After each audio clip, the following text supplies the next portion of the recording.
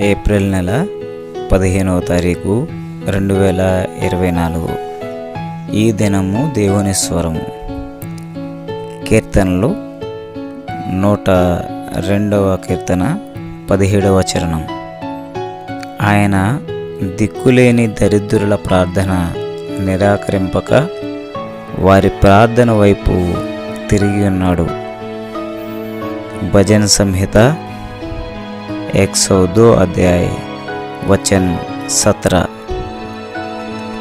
वह लाचार की प्रार्थना की और मुँह करता है और उनकी प्रार्थना को तुच्छ नहीं जानता. Psalms chapter 102 verse 17. He will regard the prayer of the destitute and not to despise their prayer.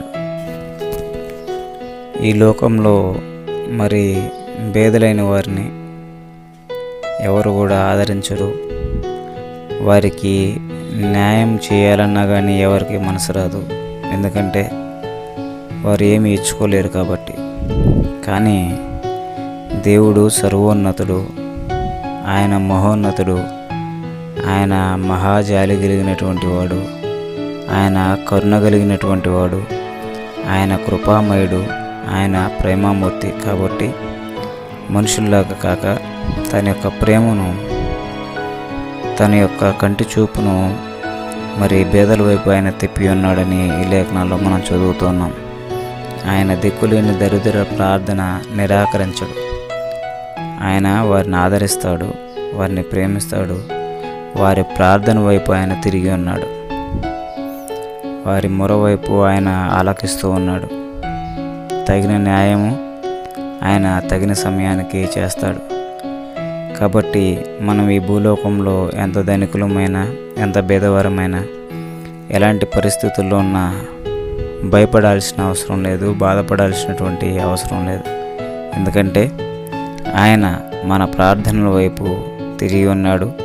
మరి ముఖ్యంగా పేదల యొక్క పరిస్థితి వైపు, వారి యొక్క ప్రార్థన వైపు ఆయన యొక్క ముఖాన్ని తిప్పుకొని ఉన్నాడు. వారి ప్రార్థన నిరాకరించడు అని లేఖనాల్లో చదువుకున్నాం ప్రియులారా. కాబట్టి మనమున్న స్థితిగతులను బట్టి కాకుండా ఆయన ప్రేమామూర్తిని గ్రహించి ఆయన్ని మనసారా మనం కొలిచి పరిపూర్ణమైనటువంటి దీవెనలు పొందుకుందాం. ఎందుకంటే మన ప్రార్థనను ఆయన త్రోసివేయుడు, వాటి వైపు తిరిగి ఆయన ఆలకిస్తూ ఉన్నాడు. ఇలాంటి దేవుడిని మనం మనసారా కొలిచి పరిపూర్ణమైన మేలు పొందుకుందాం. దేవుడి లేఖనం ద్వారా మనందరిని దీవించి ఆశీర్వదించును గాక. ఆమెన్. అందరికీ వందనాలు.